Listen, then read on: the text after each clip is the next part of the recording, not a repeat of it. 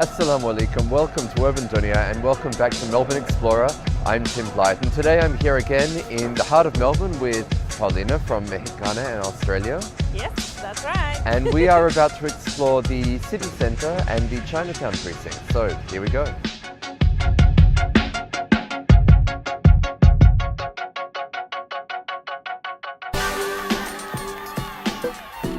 Today we begin at Parliament Station, which is right across the road from Victoria's Parliament House, the state's House of Government.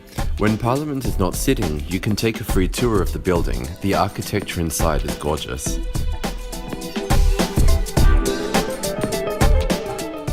Across the road is the historic Hotel Windsor and the Princess Theatre. In the area there's street art, a laneway dedicated to late Geelong rocker Chrissy Amphlett, a seriously cool bookstore, and Madame Brussels, a bar built in a converted brothel with a deck overlooking Bourke Street. But first, the important stuff. Every good day here in Melbourne starts with a good cup of coffee, and we are standing outside Pellegrini's Espresso Bar here on Bourke Street. This is a historic coffee shop in Melbourne. In fact, they claim to have imported one of the first espresso machines to Melbourne back in the 1950s.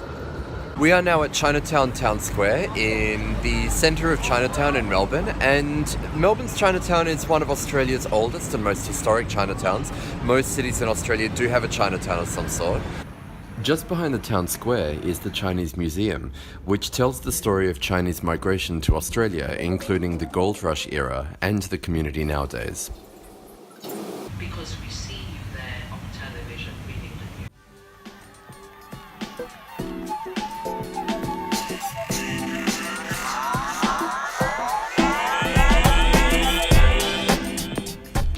The sights and sounds of Chinatown are a photographer's dream.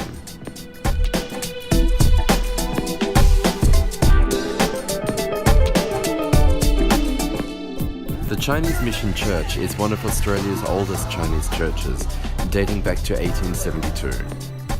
Sunday morning draws in crowds for yum cha. But I've been told that it's the Old Supper Inn that local Chinese chefs go to for their authentic feed.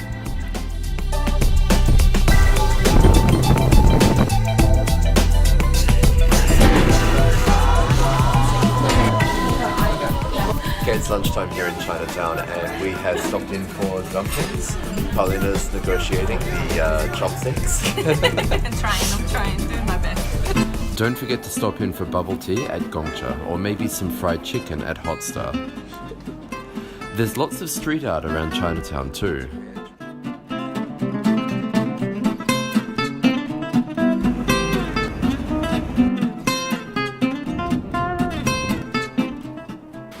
And some cool bars as well.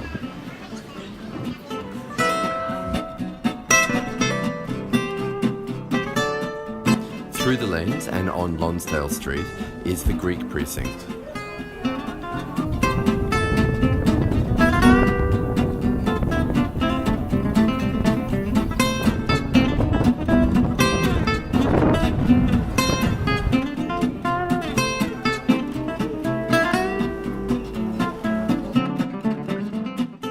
Across from the Greek Precinct is QV Melbourne, an urban village concept shopping mall built on the site of the old Melbourne Hospital.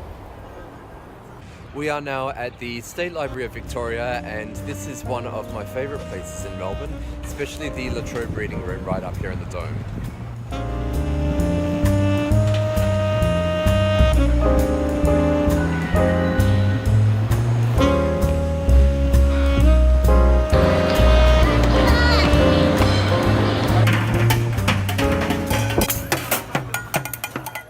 Across the road is the Melbourne Central shopping centre.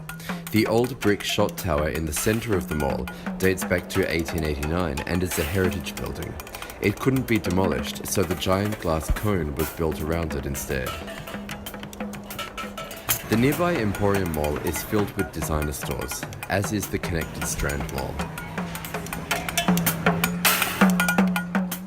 Out on the street, there are lots of cheap places to eat in this area as well.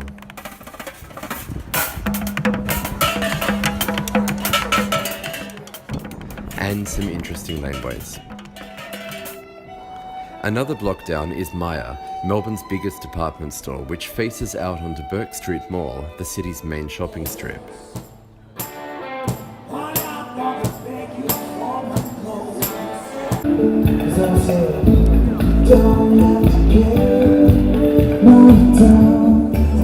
In the lovely old Royal Arcade, make sure that you stop for chocolates at Cocoa Black. Or the Hopetown Tea Rooms in the nearby Block Arcade for some serious cake action. It's not all sweets around here though. There's some awesome sushi and a French cafe on the Causeway, and upmarket shopping at St. Colum's Lane, and more graffiti on Union Lane. Over on Elizabeth Street and Little Bourke Street, there are lots of specialist shops for electronics, photography and adventure gear. And in beautiful Rankins Lane is the hip Manchester Press Cafe. Although I personally prefer the quirky industrial chic of Captains of Industry over on Somerset Place. As it gets later in the day, it's time for a drink, so back to Swanston Street and Curtin House, which is now often just referred to as Cookie.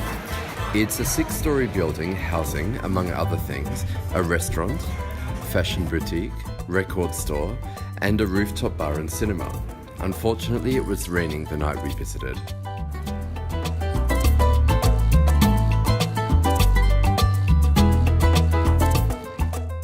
At night, the whole place lights up, colours reflecting the identity of each part of the city.